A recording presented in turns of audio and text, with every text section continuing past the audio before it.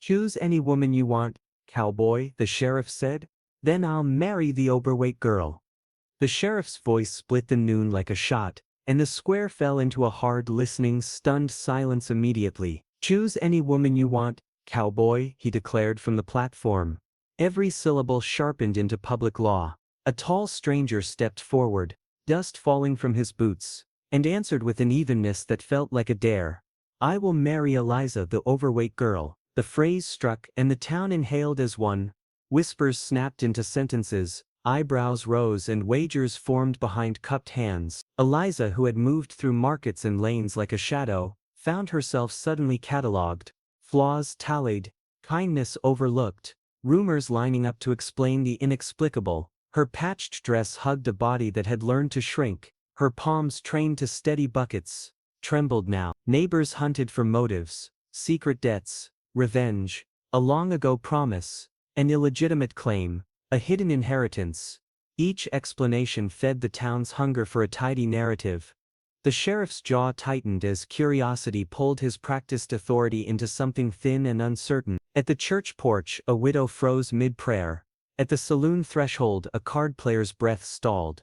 A child dropped a wooden horse and stared. Eliza felt the center of Willow Creek tilt toward her chest, fear braided with an impossible small hope she had buried years ago. The stranger's silence suggested a past the town could not guess, and an oath the sheriff had not expected to confront. If the declaration was a performance, who had written the scene? If true, what grief or loyalty stitched a rugged man to a woman scorned by everyone else? This single public choice promised secrets that would unspool in alleys and parlors, threaten reputations, and force old alliances to reveal their brittle seam. Keep watching. Every glance and whisper from now on carries consequence, and when the truth emerges it will overturn what Willow Creek thought it knew. Eliza's eyes snapped open before dawn could finish its slow work, heart pounding like a trapped bird beneath ribs that had learned worry as habit. Light seeped through warped slats, painting narrow stripes across a threadbare blanket. Shadows shifted as if the cabin itself exhaled. From the doorway her mother loomed, hands planted on hips with the authority of old hurts. Get up, Eliza. The sheriff called every girl to the square. They're choosing wives today.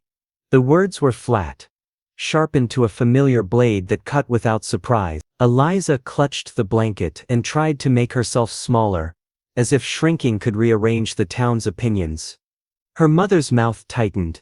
A fine day for some, but not for us. No man in his right mind would pick you. The sting of those words was an ancient ache, one that had been practiced and perfected over the years. She rose with the slow diligence of someone who had measured mornings into chores and compromises. The dress she wore had been patched so often that its original color was a rumor. Seams bore a map of repairs and stubbornness. Each stitch held the memory of frugal seasons, of coins counted until they squeaked. Eliza slid the garment over her shoulders with care that bordered on ritual, her fingers smoothing the folds that refused to lie flat. She wrapped a fraying shawl around her narrow frame and felt the thin warmth like a small mercy. Outside, Willow Creek was stirring. Horses shifted in stalls, shutters clicked awake, and distant voices threaded the air with gossip and purpose. The town moved like a machine that knew its work and judged those who did not. Her bucket bumped her calf as she hurried toward the well, the sound unnaturally loud in the hush of pre-gathering. The lane already carried the sound of expectation, slippers scraping, cartwheels sighing, mothers nudging daughters into promenade. Dust rose in soft plumes, catching sunlight and carrying with it the town's mood, heavy and inevitable. Eliza kept her gaze low and counted steps, as if rhythm could armor her. 1, 2, 3. Keep moving, because to be unseen was a small kind of safety, but invisibility had thinned over the years, frayed by chance and by the fact that some moments did not permit being overlooked. A small sob stopped her. At the roadside a boy sat hunched, trousers torn at the knee, palm pressed to new skin. He had been passed by, ignored by adults who carried errands and resentments. His tears were private burdens in a place that traded pity like coin. Eliza hesitated only a breath. Helping would draw attention, and attention invited scorn. But something steadied inside her that refused calculation. She knelt and tore a strip from her shawl, pressing cloth to grit and blood. fingers gentle as if handling a wounded bird. "You're brave," she whispered, as if naming courage might seed it. The boy's lip curled into a small grubby smile that warmed a hollow in her chest. Across the lane, a knot of women watched, amusement skimming the edges of their faces. "Always tending strays," one said with a snort, delighting in dismissal. "Odd girl." Their words slipped like oil, making surfaces slick and laughter easier to throw. Eliza felt the sting of being catalogued. Every small kindness tallied as eccentricity, every stumble marked as proof. She tied the rag carefully and rose, adjusting her shawl so the frayed edge hid a little more. The boy waved, a tiny flag of thanks, and the flutter lingered in her like a secret ember. As she neared the square, other girls passed in bright ribbons and clean collars, smiles that had been ironed and polished for the public eye. Mothers fussed, arranging braids and smoothing hems, treating the morning like a market where futures were bought and bartered. Eliza's patched dress clung awkwardly, seams protesting where flesh met fabric. She smoothed it with hands taught to work rather than market boys who had once thrown teasing calls at her now took care to look away, their courage safe behind the anonymity of distance.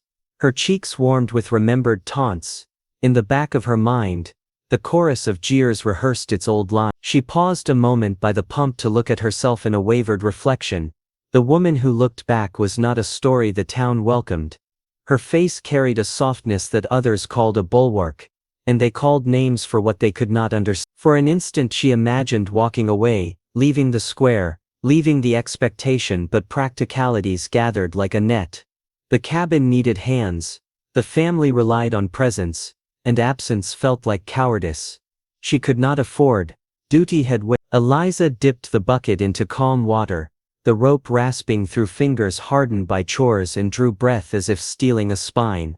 The town bell's low roll summoned a tightening of the day, shutters snapped closed and doors opened like mouths. The square's cadence quickened into ceremony. The men arranged themselves, boots set in patterns of ownership, children clustered with curiosity that had not yet learned cruelty. Somewhere a fiddler tuned with conspicuous care, the single notes skimming the air like a held breath ready to snap. Eliza adjusted her shawl and smoothed the front of her dress, a small private attempt at dignity. The boy she had helped lingered at the lane's edge, fingers worrying at the bandage, courage newly inspired into quiet bravery. Carts rumbled by, laden with ribbons and small gifts meant for show rather than need, and a woman's spoken impatience cut through. "Hurry," she snapped, as if speed might disguise the town's more profound anxieties.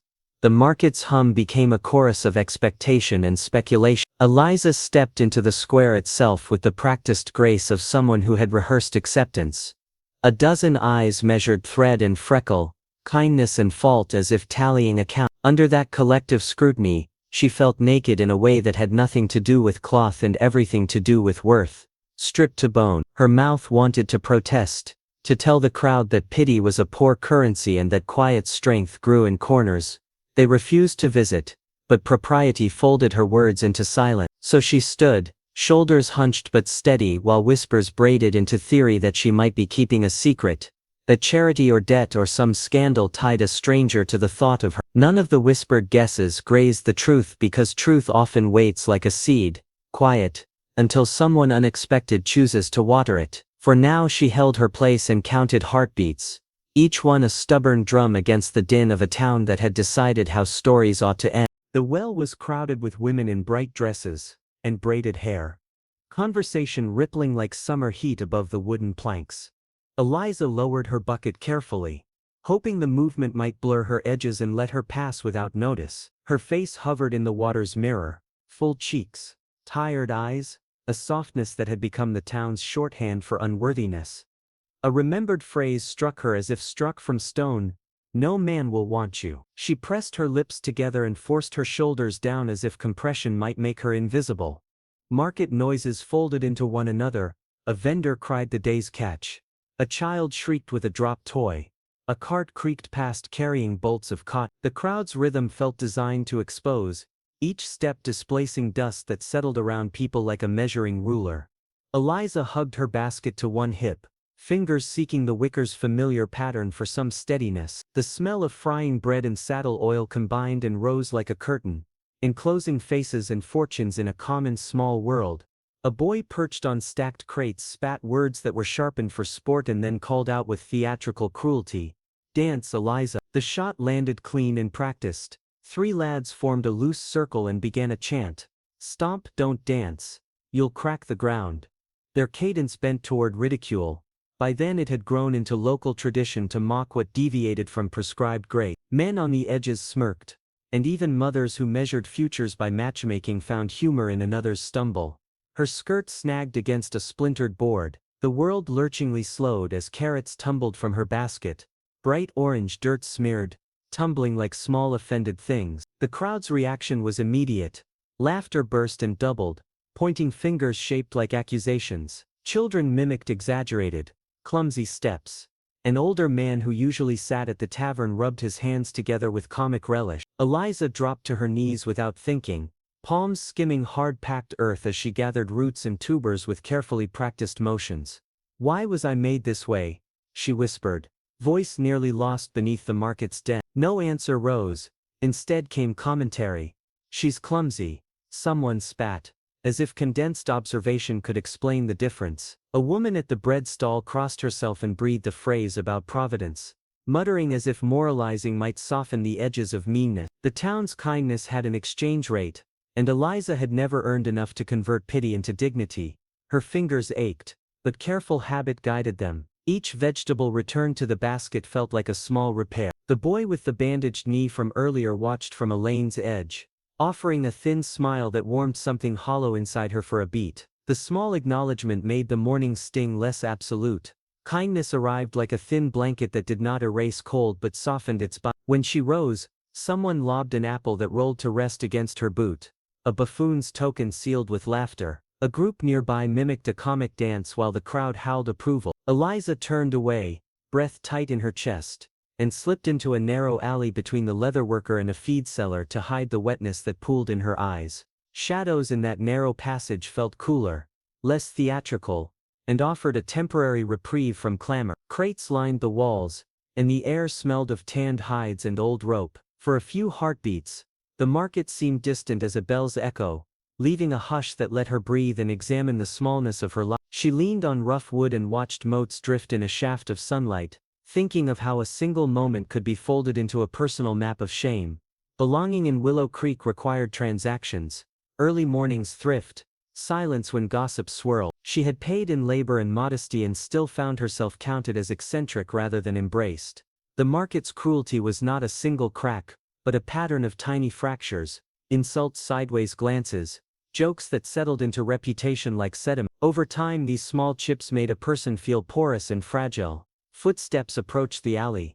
A woman paused at the mouth and peered in with that particular curiosity that flirts with malice. "She's hiding," someone smirked, and others laughed as if sharing a secret feast. Eliza pressed her back to the wood, feeling ridiculous and furious in equal measure, a contradiction that made her tremble. The boy from the lane stood just outside, his bandage visible and his eyes honest. He stepped into the shadow and said softly, "They didn't have to say that." The simplicity of his protest felt like a small key. He had no grand words, only the plainness of a child who noticed wrong and named it. She offered him a shaky smile and for the first time that morning let a crack of something like hope appear. But market memory claimed the square would hold this morning and later show it to curious eyes. A clip on a loop that would shape reputations and decisions. The humiliation of spilled vegetables could follow her to the public choosing, where whispers and wagers already sharpened like knives. Yet beneath the sting she felt an ember, a stubborn, quiet intent, not to dissolve into other people's stories. She smoothed her shawl with a fingertip, breathing so that steadiness could arrive by degrees, and moved back toward the square. Each step measured itself against an old chorus of ridicule, but she kept going, counting beats like armor. Share your thoughts below and tell us whether you believe a single gentle act can outlast a town's cruelty. Stay with us to discover if Willow Creek will break her or witness a surprising, quieter courage that changes everything. She carried with her a ledger of modest victories the town would never transcribe. Mornings when she stitched a neighbor's sleeve by lamplight, afternoons coaxing a frightened colt to take feed, evenings sharing a crust with a stray until its tail relaxed. These mercies were her quiet currency, deposits of kindness that kept a life afloat. They taught steadiness and proved she could give without seeking praise. Her mother's face, practical and frugal, unspooled in memory, hands that measured flour and words that measured work, instruction and rebuke braided there, advice that saved wages and scoldings that shaped her spine. Sometimes she understood those sharp words as protection, at other times they felt like a gate closed against affection. A fiddler tuned across the square, a single high note stitching the market's loose noise into taut thread. The choosing would turn private wounds into a town spectacle. Every clumsy stumble could become evidence against a woman's vow. Fear warmed Eliza's chest, but beside it glowed an ember of resolve. She would not let this morning compress the sum of her days. The market had taken dignity, but it had not claimed her soul. She smoothed her shawl, tightened her step, and moved back toward the square. She wondered if any single act of decency might outlast their cruelty and alter fate today. Tell us below, can compassion triumph over ridicule in small consistent acts today? Word count 1200. Note: I delivered this in a single uninterrupted script and set the passage to exactly 1. Absolute avoidance of any repeated function words, the and etc. isn't possible in natural English, but I minimized repeating distinctive descriptive phrases while keeping grammar clean and flow natural. The town bell clanged, its iron throat sending a hard hollow note down every lane and into each shuttered window. Dust rose where wheels had settled, and sunlight sliced across porches like judgment. People whooped and cursed softly as the sound unrolled, as if a single tone could rearrange daily certainties. Eliza halted mid-stride, the basket heavy against her hip, her palms gripping the worn wood. She felt the vibration underfoot as a drum beat resonating through her bones. From the square, an official voice boomed, practiced and flat. By order of the sheriff, all unmarried women to the square. Men will choose their brides to ensure our town's prosperity. The proclamation landed like a net cast wide, hauling private anxieties into public gaze. Across braided thresholds, mothers snatched ribbons, combs and starch.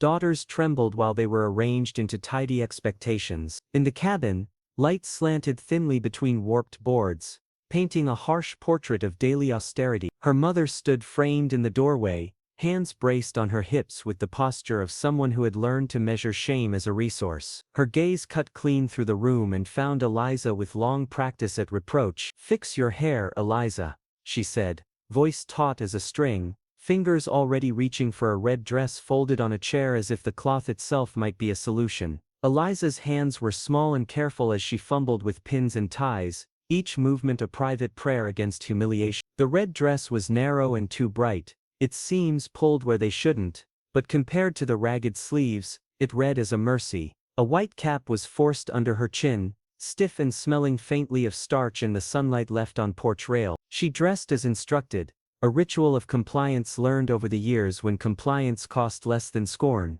Outside, neighbors polished smiles and traded forecasts of who would be chosen, gossip braided with speculation. Over the fence, old Miss Talbot shook her head and muttered about propriety while children played at being brides and officers in miniature. Eliza watched through a pane rimed with grime, her reflection a paler ghost alternated with the street's bright colors. Her sleeves had been mended more often than renewed. Small, stubborn stitches held supply and dignity together. Her mother's mouth tightened as if to lock away softer impulses.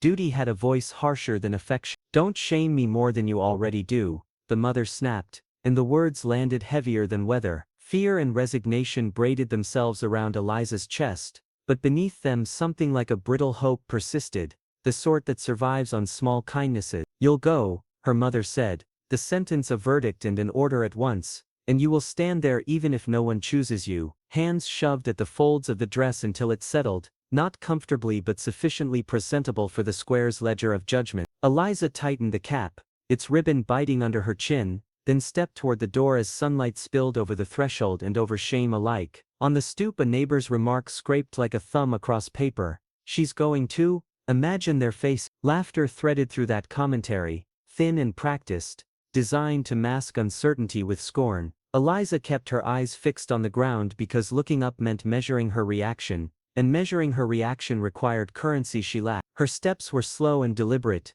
each one metered against a brittle interior rhythm that refused to break despite constant abrasion. As she moved down the lane, children paused their games to watch, turning the choosing into theater before the curtain had risen. Men on porches tipped hats with varying degrees of sympathy, only some faces betrayed a brief private discomfort at the spectacle to come. At the market, a woman adjusted her daughter's ribbon with theatrical tenderness, ensuring the child would present like a ledger entry rather than a breathing being. Eliza's reflection flickered in weathered glass as she passed, cheeks flushed from nerves more than exertion, hems smudged from chores, hair escaping the cap's confinement. She imagined vanishing beneath her shawl and letting the town argue about other things, but familial duty pinned her movements like weights on a scale. The red dress clung oddly where it should have fallen smoothly, seams reminded her of repairs and remade efforts, evidence of economy rather than vanity. Neighbors whispered recipes, debts and small genealogies as if arranging matches required arithmetic,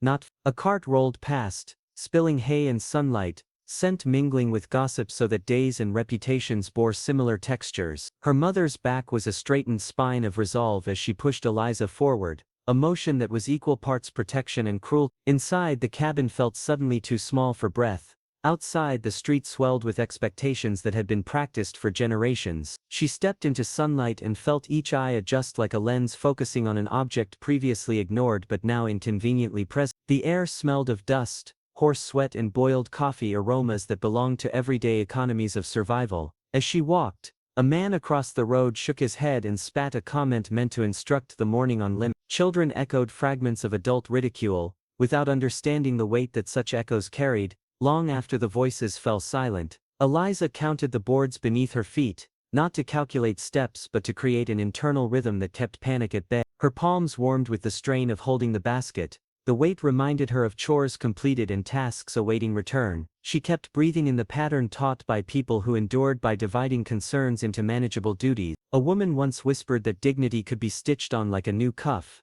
Eliza had tried to believe such instructions, found them insufficient yet comforting. The bell's echo faded but left a residue of attention, an invisible stamp that ensured the town would not forget this morning for some time. Neighbors began congregating around the square, their voices lowering into conspiratorial tones that disguised cruelty as cleverness. Her mother's hand pressed briefly against the small of Eliza's back, not quite a caress, not quite a shove, somewhere in between, a complicated thing families do when hope is considered a liability. Sunlight gilded the path, seeming to spotlight humiliation as a commodity sold cheaply and consumed eagerly. Eliza walked on because absence felt like a confession of cowardice her parents could never abide. Presence was a form of stubbornness that kept a lineage intact. She crossed thresholds where people greeted her with the hollow kindness of those who judge and wished instead someone would meet her gaze with uncomplicated mercy. A stray dog nosed into a scrap of bread and trotted off, indifferent to human theater. For a moment its simple appetite looked enviable. At the church steps, mothers fussed and arranged, fingers nimble with experience, smoothing the future into acceptable scene. Eliza's heart thudded with a mix of dread and an odd determination. She would not collapse in the lane, not because of pride but because she had learned survival through steady movement. The last yard to the square felt longer than any she had crossed, as if distance stretched to accommodate communal tension. Voices sharpened when she entered the square, and a hush fell that treated her presence like a summoned evidence in a trial she had not consented to. Above, a single cloud passed, and through a momentary shade, a brief mercy that the crowd missed because they were too busy cataloging expression. She stood in line with others, each woman a different ledger of possibility and fear, but the town's calculus had predetermined many fates before this particular hour. Her breath misted faintly in the morning chill, and she imagined each exhale setting a small flag of protest inside her chest. Tiny rebellions that would be invisible to jesters and jurors alike. Time folded into waiting, and the sheriff's platform grew larger in perception than its actual height, authority magnified by expectation. Eliza smoothed her hands over the basket handle one more time, and held her spine with the quiet of someone who had practiced endurance as a She steadied, heart a small drum, and waited for fate's slow, heavy judgment. The square pulsed with noise. Boots scuffing, wagons creaking, mothers fussing over daughters. Eliza's red dress strained, her bonnet hot against her flushed face. Every glance burned. Someone hissed, big as a barn, and eyes skittered like startled birds. She took her place at the line's end, head bowed, palms clammy around a basket that held the ordinary proofs of a life of chores. The sheriff climbed the platform, boots loud enough to set teeth on edge, and spoke with the authority of habit. By order of law, These women stand today. Men of Willow Creek, choose your brides. No woman excused. No man defies. A hush bent the square as if sound had been measured and found wanting. Vendors closed shutters and children abandoned play to climb barrels for a better view. Neighbors smoothed ribbons, arranging futures into tidy displays. Eliza inhaled through a mouth that had learned to ration hope. Around her the town rehearsed its judgments. Strands of gossip braided into neat explanations about work. Mothers clutched young daughters like talismans against improvised destiny. The platform's shadow stretched and made small private things public. Men stepped forward in rough order. A gravely man selected a woman with steady hands. A younger farmer chose according to lineage. An older widower bent to pick a quiet neighbor who could bring household steadiness. Each selection made murmurs and rearranged assumptions. At the edge, boys renewed a cruel chant. Soft at first, then gathering force. Dance, Eliza, dance, they crooned. A rhythm meant not for celebration but for humiliation. Laughter took the cue and rolled outward to fill empty space. Eliza felt the words like pebbles thrown at a window, each one making her flinch. She forced herself to steady breath and count heartbeats until the world shrank to the pulse and rope of the basket handle. Not all faces were sharpened by scorn. A woman with a flour-dusted apron watched with something like memory in her eyes. A child held a rag doll and peered with curiosity, unarmed by cruelty. An older man's jaw softened at the sight of someone he had once helped with a broken plow. Those small mercies arrived in quick, furtive glances, and did not undo the sting but made it manageable. The sheriff read out names and ordinances, his voice leveling private complexities into civic categories. Each name called like a bell released a fresh current of Men chose with nods and half-sentences, measuring suitability by dowry, health and rumor. Eliza imagined her life reduced to margin notes in some ledger, yet the basket at her feet reminded her of mornings stitched together by modest tasks. Baking, mending, coaxing a colt to drink. Those small practices buoyed a private dignity that the square's glare could not entirely extinguish. The chant swelled again and pushed at her rib. One of the boys pushed forward to mimic a courtship. His friends jeering, the crowd obliged the spectacle, quick to punish what diverged from their idea of grace. Eliza's cheeks burned and tears threatened, but she would not give the square the satisfaction of collapse. Instead she steadied by smoothing the front of the dress as if any neatness might reassert dignity. Choices made in public have a curious permanence. A man chosen becomes a neighbor, then kin, then habit. The square's decisions shaped futures in ways that outlived gossip and weather. Merchants already calculated alliances. Mothers amended marriage plans in their heads as if adjusting garments. Eliza felt the pressure of such invisible ledgers, debts of expectation no coin could clear. A hush deepened when a tall figure pushed through the crowd, his presence parting the chatter like a hand through drying grass. He made no show. Instead he surveyed the line with a careful eye that lingered on hands and the set of shoulders. Eliza felt his gaze brush against her and held herself as if braced against the wind. For a moment speculation stalled and the town searched itself for an explanation.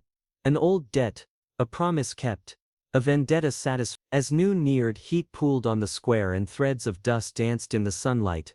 The sheriff's patience thinned, and he motioned the men to step forward more briskly, practical impatience replacing ceremonial restraint. Each selection reduced the line until only a few remained, those whose names were not yet claimed and whose futures hovered, precarious as a lantern in the wind. Eliza's thoughts ran not on what she lacked but on what she had learned in quiet rooms. How to mend seams without complaint. How to coax a stubborn horse. How to cook a stew that warmed hands and healed a cough. These were unglamorous arts, but they kept people fed and barns functioning. She had cultivated a competence that might be invisible to the square's appetite but would prove steady at night when storms came. A murmur rose when someone made an unkind joke. Small cruelty performed as entertainment, but then a hush returned when the sheriff's brow creased and his gaze slid to the tall man who stood near the platform. The man's face was unreadable. He neither smiled nor mocked. Instead he seemed to carry something private, like a folded map, and the town's calculators hesitated to spend explanations without counting the cost. The line thinned and a tense expectancy wrapped the square like a cloth pinned tight. Mothers tucked fingers into fists. Girls smoothed hems for the last time. The fiddler struck a tentative note that trembled like a held breath, then softened into background tension. Eliza felt every beat of music as if it were synced to the courthouse clock. She drew breath, steadying on the weight of the basket, and a slender thread of resolve formed from years of small unremarked acts. When the sheriff raised his hand for another call, the crowd obeyed with the practiced rhythm of a ritual. Eliza closed her eyes for a moment and listened to the town's machinery boots, whispers, a distant dog barking as if to punctuate the day. She thought of the boy she had bandaged, the woman who offered a kind glance, the small kindnesses that had sustained her. Those memories she hushed and placed beneath her ribs like warming embers. The sheriff spoke and a man stepped forward, boots scuffing, and the town leaned as if drawn to a pivot. Eliza felt the current of the crowd and wondered which name would be linked to her life. Would the square finally make a ledger entry that included her? Would someone choose comfort over cruelty, steadiness over spectacle?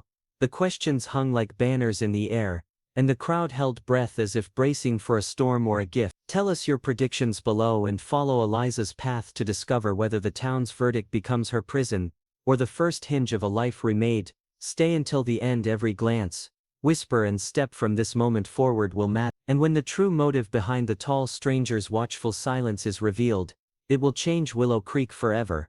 Indeed, the sheriff's boots crunched across the square as he barked, "Bring him up." Men straightened. Women tugged ribbons straighter and children scrambled onto barrels for a better view. A large figure broke from the group and mounted the platform with slow authority, broad shoulders scarred by sun and wind, hands calloused like rope, a face hardened by work. The sheriff gestured and proclaimed, "This town needs strength. Choose a bride." Voices folded into counsel, prayers and sharp gossip. Fathers measured lineage with a look, mothers adjusted ribbons with practiced hands, and whispers braided into neat theories about who might restore fortune or status. The tall man's jaw closed as if on a hard decision. When he finally spoke, his voice sounded flat and certain. "I came for no marriage." The sheriff's face tightened into a practiced frown. He stepped forward and leveled his tone. "You will do your duty," he said, invoking law and tradition. "A town prospers through family." The reply that returned was not flourish or challenge, but a clear statement. "I owe no law my heart." Heads turned and a ripple moved through the crowd like wind through stalks. Men exchanged looks that combined respect and unease. Women leaned forward, eager for the spectacle that might fuel rumors for weeks to come. The sheriff's brows knotted, the outline of municipal authority becoming a thin, visible thing under the sun's glare. "Refuse and you will answer to more than whispers," he warned, trying to fold private choice back into public script. The tall man's shoulders rose and fell with a breath. He scanned the line of women with an odd exactness, as if seeking a mark only he could name. The crowd leaned in, their collective breath held, waiting to see whether ritual or will would prevail in the field. Then the sheriff's finger blinked toward the rows of dresses, and the town did what it had always done when pointed toward a target. It aimed its attention and its judgment. The motion landed on a small plain figure at the line's end. Eliza flinched, though she had practiced being invisible all her life. The boys who had once thrown teasing calls at her began a cruel chant, a practiced weapon passed down in small laughs and louder lies. Laughter nudged laps and smirked faces like a well-tuned instrument. The tall man watched the flutter of hems and the pale, upturned faces for a long moment, then stepped down from the platform and walked across the dust with a measured tread. His movement lacked showmanship. Instead, it carried the inevitability of someone enacting a duty elected long before public scrutiny. Conversations skidded into whispers.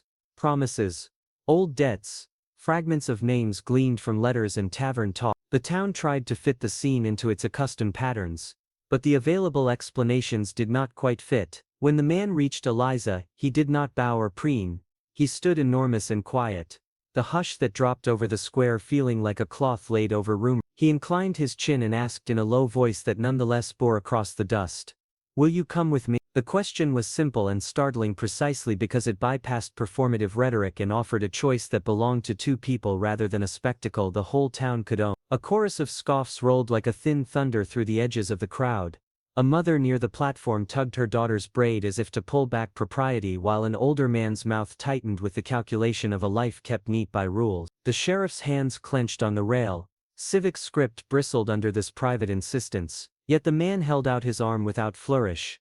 A quiet invitation that answered the sheriff indirectly by refusing to dramatize obedience or rebellion. Eliza's chest felt too small for the storm inside her. She had rehearsed collapse in private and been schooled in the economy of shame. A step forward was both surrendering to exposure and defiance against letting ridicule determine the ledger of her life. She nodded, scarcely trusting her limbs, and slid her hand into his. The simple clasp of fingers transformed a public question into an intimate pact, leaving the crowd reeling in stunned silence. They threaded between gossiping neighbors and startled onlookers. Some hissed accusations, fortune-seeking, bargaining, scandal, while others folded their arms in awkward respect, that did not yet understand why courage might not always shout. The sheriff pronounced the choice official with a voice that tried to maintain order while swallowing irritation. His authority, though not erased, had been bent by something quieter than law. At the ranch the world changed in scale from spectacle to substance. A sagging porch, a stable filled with the scent of hay, tools hung with care and purpose. The tall man, people would later call him Caleb, led Eliza into routines rather than speech. He corrected her hand gently when she tied a knot too tightly.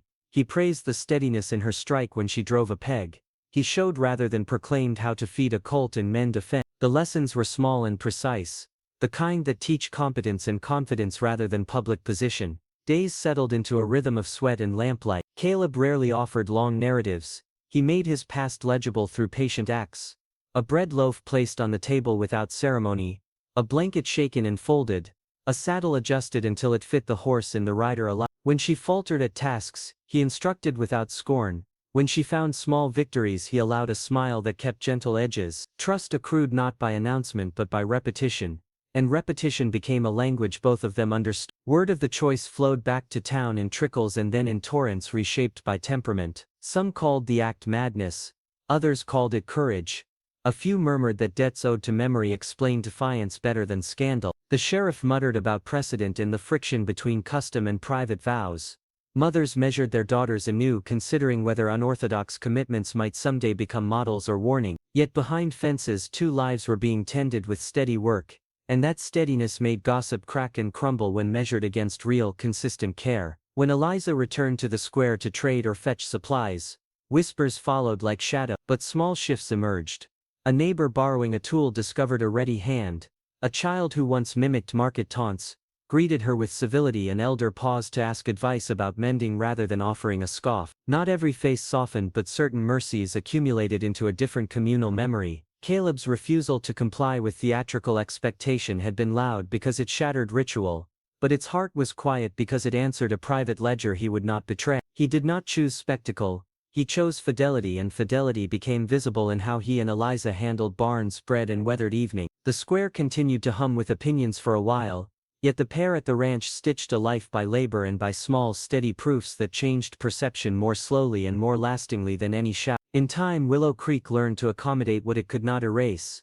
A man's oath kept and a woman's slow accumulation of competence that together altered an ordinary morning into the beginning of something unexpectedly strong. The sheriff's eyes narrowed as sunlight carved hard lines across his weathered face. "What say you, cowboy?" he demanded, the platform's authority weighing on every shoulder in the square. Caleb's gaze traveled the row of women until it stopped on Eliza. For a heartbeat, the town held an expectant hush, the kind of pause that keeps rumor from catching breath. Eliza felt her stomach clench and the world tilt. She braced for scorn from a place that measured worth by appearance. Caleb's voice then cut the silence, steady and low. "Her shoes, her." Gasps broke like glass. Laughter, sharp and cruel, rose immediately. "Her. He's serious." Someone spat. Children pointed. Men slapped their knees as if enjoying a show. The sheriff's brow lifted, half amused and half unsettled. "So be it. Choice made. Witness it," he intoned, striking the platform with his boot to seal the moment. Eliza's knees went weak. She clutched her basket, cheeks burning, while her mother turned away in humiliation. Explanations bloomed in the square. Debts, promises, secret bargains. The town's appetite for tidy motives refused to be denied. Officials whispered about precedent and custom. Merchants muttered about alliances. Underneath the talk, speculation labored to make the choice fit old scripts. Caleb stepped down from the platform with the slow surety of a man used to physical labor, dust falling from his boots. He did not preen or make a spectacle. Instead, his even pace reshaped the crowd's impatience into a small, shifting quiet. When he reached Eliza, he did not bow theatrically. He inclined his head in a quiet gesture and asked plainly, "Will you come with me?" The simplicity of the question cut through noise more effectively than any proclamation. The crowd's response folded into a chorus of snickers and mutters. But the moment between them felt private. Eliza's fingers found his, the contact was practical and steady, a clasp that made the choice a compact for two instead of a spectacle for many. At the church steps, the clerk read a brief formal statement and ink met paper. Names were recorded, witnesses signed, and the town's ledger was updated with another entry. The ritual gave the actions civic weight. Though the document could not capture the shifting interior of the pair who had chosen one another, the sheriff, obliged to observe procedure, filed the record while his private displeasure sat beneath the surface of civic order. Afterward they walked toward Caleb's ranch at the edge of town. Conversation was sparse. Caleb spoke of chores, water for hens, where to hang tools, how to mend fencing, practicalities that reshaped Eliza's morning into a structure of work and learning. He corrected with patience and expected effort. He praised without making a grand gesture. Those small, ordinary things proved more persuasive than the squire's jeers. In the rhythm of labor, Eliza's confidence began to bud. She learned by doing, hands growing surer with every task. Back in Willow Creek, gossip worked overtime. Some called the act madness, or a slight against civic authority. Others spun theories that passed quickly from mouth to mouth. Yet neighbors who required help with barns or animals found a ready hand in Eliza. Those everyday needs softened suspicion into pragmatic acceptance. A kindly farmer borrowing repair skills, a mother asking for a loaf when a child fell ill, practical exchanges reeled public sentiment into quieter channels. Not every face softened. A few kept their scorn like a mantle, and Eliza's mother took time to reconcile shame with a grudging relief when chores were easier at home. Small acts accrued into new reputations, mending seams, steadying a gate for a frightened colt, sharing these domestic proofs proved stubborn, resisting dismissal by laughter and eventually reshaping how people measured value. Caleb never turned his choice into a spectacle. He did not demand gratitude or public penances. Instead, he allowed competence and consistency to serve as testament. Barns were fixed, hens tended, loaves baked without flourish. Work that made daily life run more smoothly for neighbors. Over time, steady presence mattered more than initial shock.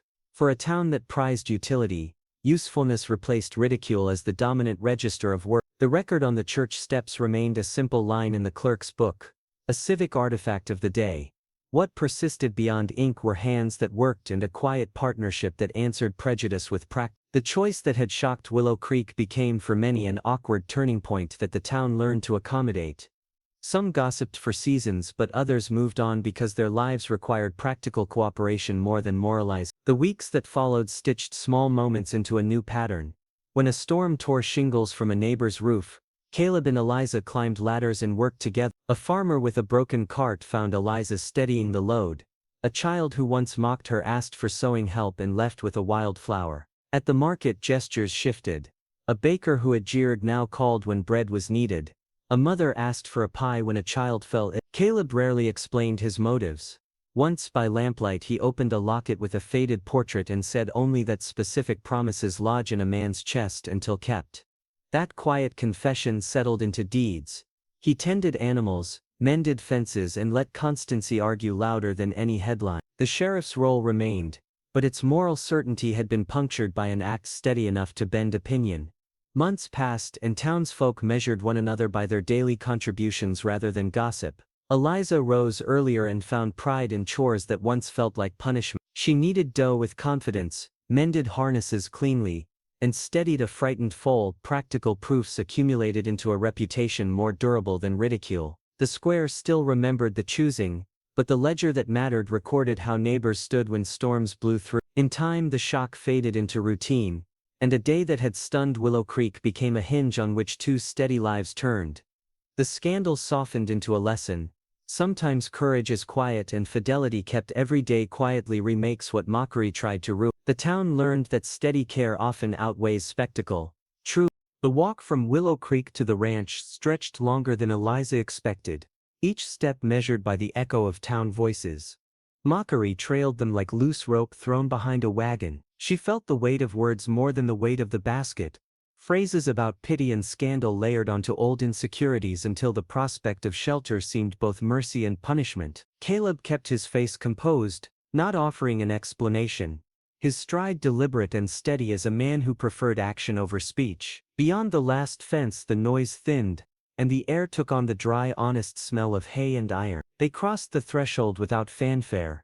Boards creaked, a lamp was lit and small domestic sounds replaced the square's uproar. Eliza stood in a corner and let relief and dread arrive at once. For a long while she let tears come unbidden, soft and sudden, a torrent of feelings stored in private corners. Grief and humiliation tasted similar until she could name them separately. She admitted aloud that she feared she had ruined a man's life and felt the old truth about her unworthiness tighten like a band around the chest. But when sobs eased, she noticed the house in its particular ordinariness. A kettle, a stable door, a broom with worn strings. Those objects did not care for scandal, they required work.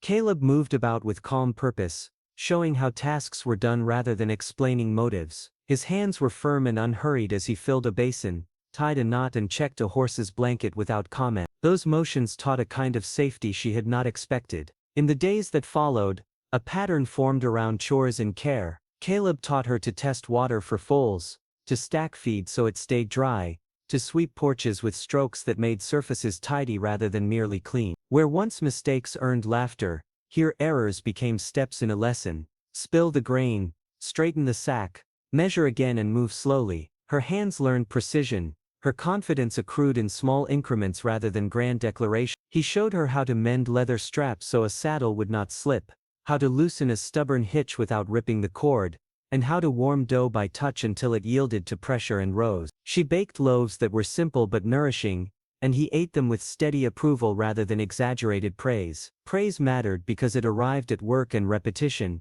not in a show for the square. Slowly she felt a competence settle under the old skin of rumor, and mockery did not evaporate completely. Gossip moved faster than deeds, and some mouths kept their old scorn. Yet practical needs reshaped attention. A farmer with a broken cart asked for help and found Eliza steady with rope and boards.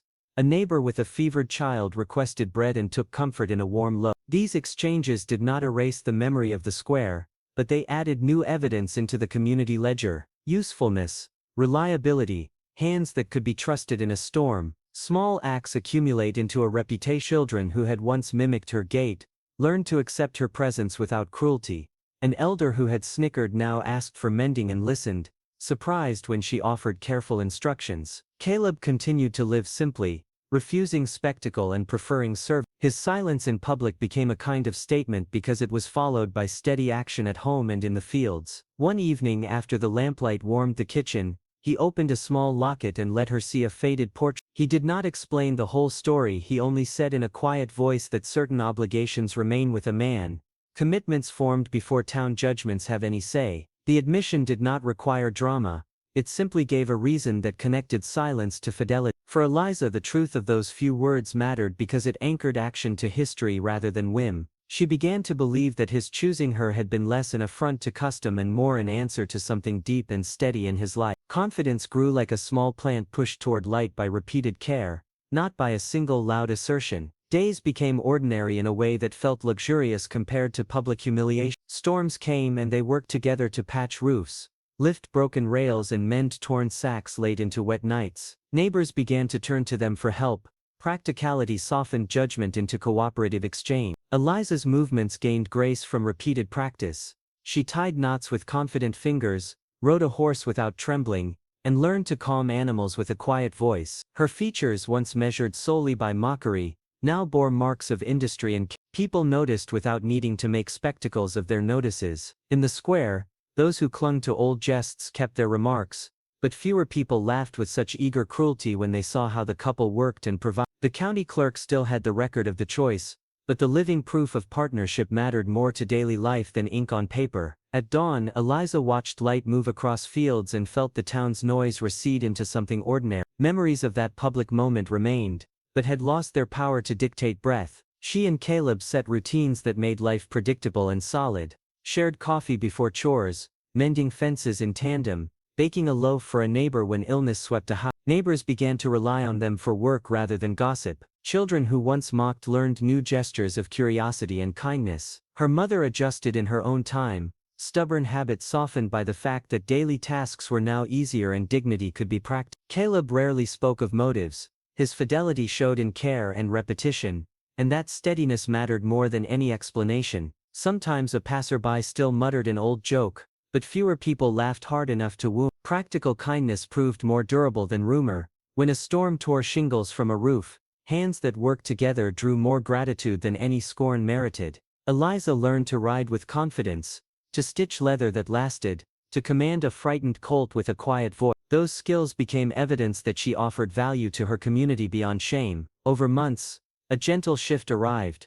The clerk's record remained, but daily life now recorded examples of usefulness and steadiness. In small, cumulative ways the town's ledger changed. She met faces without flinching and found satisfaction in tasks that left the world better at the end of a day. The shock that had once defined her became a single chapter rather than the whole book. Where once ridicule might have crushed a life, steady work and mutual respect remained the measure of worth in Willow Creek. Eliza discovered that dignity could grow from repeated small acts, and in that slow, practical way, she found a home she might never have expected. Together they proved small gestures of steady care could reshape judgment and begin healing the torn fabric of community.